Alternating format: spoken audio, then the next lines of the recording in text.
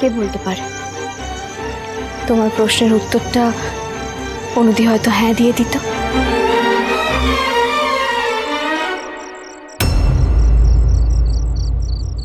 গেছিলাম চিল্লি, সাহস করে একদিন বলতে গেছিলাম, কিন্তু গিয়ে দেখলাম সত্য জেঠু পার্থ সবাই অনুর বাড়িতে রয়েছে। কেন জানো? সেদিনকে অনুর আশীর্বাদ ছিল। কত দেরি করে ফেলেছিলাম জানো? জানতে পারলাম যে 1 মাস পর পার্থ আর অনুর বিয়ে।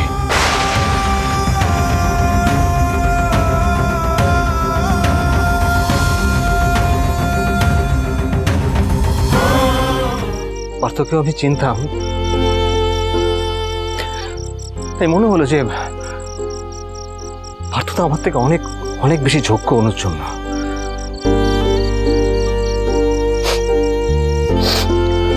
ভালোবাসা কি কখনো যোগ্যতার মাপকাঠি দিয়ে বিচার হয় রিজুদা? কৃষ কখন কাকে কার সাথে কিভাবে জুড়ে দেয় সেটা কি কেউ বলতে পারে?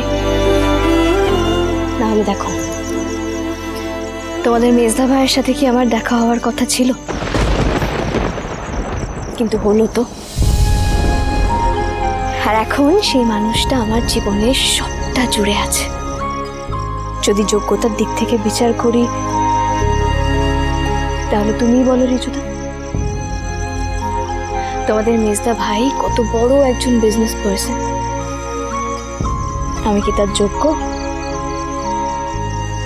না তো। কিন্তু ওই যে বললাম, ভালোবাসাটা আটকাতে পারিনি। ওনার কাছে হাজার বকুনি ধমকানি খাওয়ার পরেও আমি ওনাকেই ভালোবেসেছি। উনি যতবার আমাকে বুঝিয়েছেন এই বিয়েটা দায়িত্বের বিয়ে, এই সম্পর্কটা দায়িত্বের সম্পর্ক, আমি ততবার ওনাকেই ভালোবেসেছি। ওনার এই দায়িত্ব নিতে চাওয়াটাকেই আমি ভালোবেসেছি। আমাদের এই বিয়েটা শুধুমাত্র দায়িত্বের বিয়ে।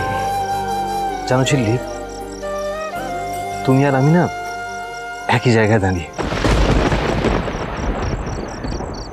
আমি অনুর এই নীরবতাকেই ভালোবেসেছি।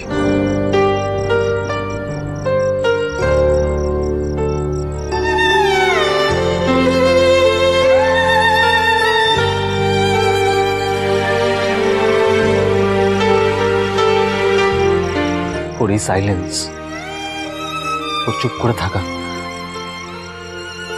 এই সব কিছু আমায় অনুকে আরো বেশি ভালোবাসতে বাধ্য করেছে। একা একা কি ভালোবাসা হয় রিজুদা? কেবল একা ভালোবাসলে কি সেটাকে ভালোবাসা বলে?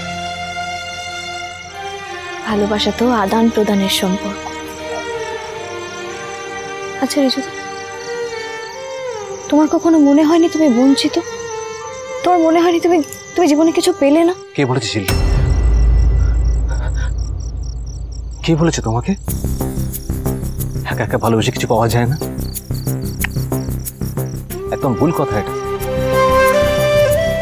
এই যে আমি অনুকে একা ভালোবাসি, এই ভালোবাসা একা আমার,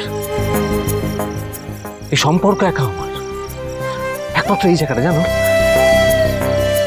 এই জায়গাটা আর কেউ থাকতে পারে না, শুধু শুধু আমি থাকতে পারি। একা আমি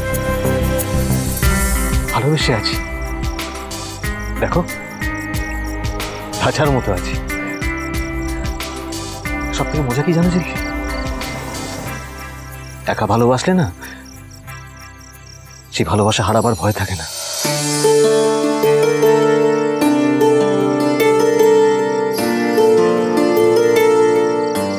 আমিও যে একাই মিস্টার সিংহরায়কে ভালোবাসি রিজুদা। এই যে মেজদা ভাই কি ফিল করে সেটা চিন্তা না করে তুমি মেজদা ভাইকে এতটা ভালোবাসো। এক্স্যাক্টলি আমি অনুকে এতটাই ভালোবাসি। বিশেষ করে আমার কিছু যায় আসে না তাতে অনু আমাকে ভালোবাসলো কি বাসলো না, আমার কিচ্ছু যায় আসে না। কেন বলো তো? কারণ একতরফা ভালোবাসায় শুধু আমার অধিকার আছে, শুধু আমার অধিকার, শুধু আমার।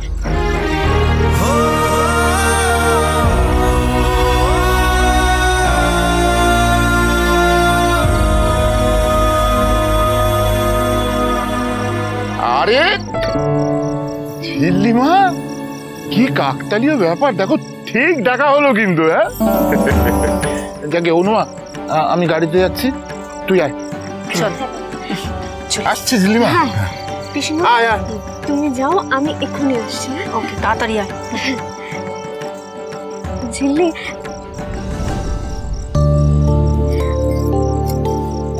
এই নাও মায়ের প্রসাদ। আসছি। হ্যাঁ,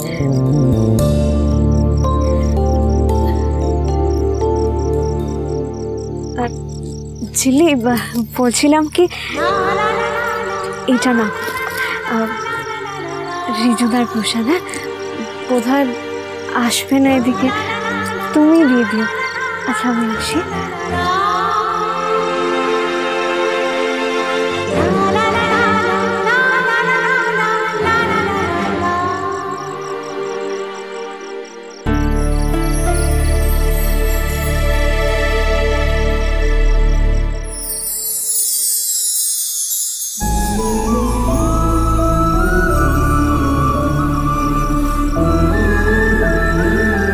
ঝিল্লি, বলছি তোমাকে রিঙ্কি আর তুতুলের মতো আমি একটা বোনই ভাবি। বিশ্বাস করে কথাগুলো বললাম তোমায়। বিশ্বাস ভাঙবো না, নিশ্চিন্তে থাকো। তুমি যে আমায় ভালো থাকা শিখিয়ে দিলে রিজুদা,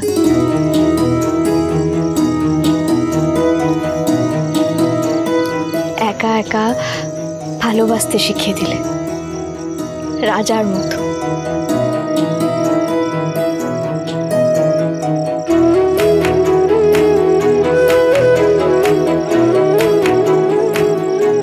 মিষ্টি, মিষ্টি,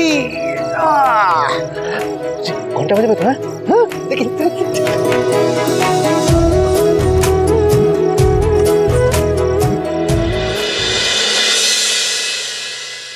এই যে হয়েছে, এতক্ষণ সময় লাগে একটা পুজো দিয়ে ফেরত যেতে? এই দেখেছো তো, সেই আমাকেই আসতে হলো।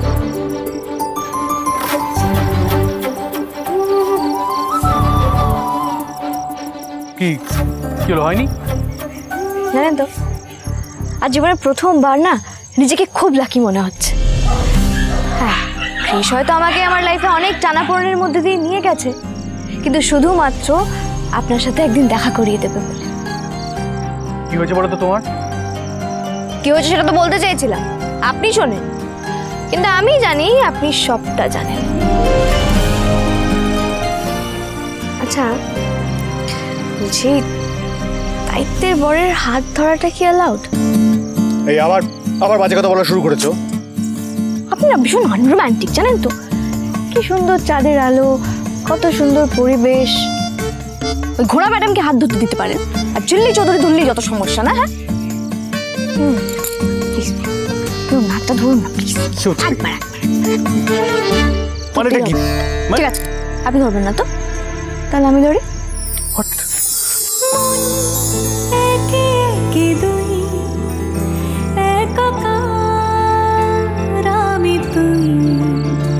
আর না চোখ ফিরিয়ে একটু হাস, স্মৃতিরা গেছে পরবাস, কথারা হয়েছে নিঝুম, এবং কি তবু 12 মাস ভালোবাসারই মরশুম, ভালোবাসারই মরশুম। ঝোড়া ঘোষ দস্তিদার কোনো টার্গেট বলে না। টার্গেট? কিসের টার্গেট? তুমি কি আমার উপর নজর রাখছো? নজর রাখার মতো কোনো কাজ তুমি করেছো নাকি? ভুলেও কিন্তু উল্টো পাল্টা কোনো কাজ করার কথা ভাববেও না, তাহলে কিন্তু এই ঝিল্লি চৌধুরীর থেকে খারাপ আর কেউ হবে। দুজনে সুজনে রয়েছে যেন তেঁতুল পাতা।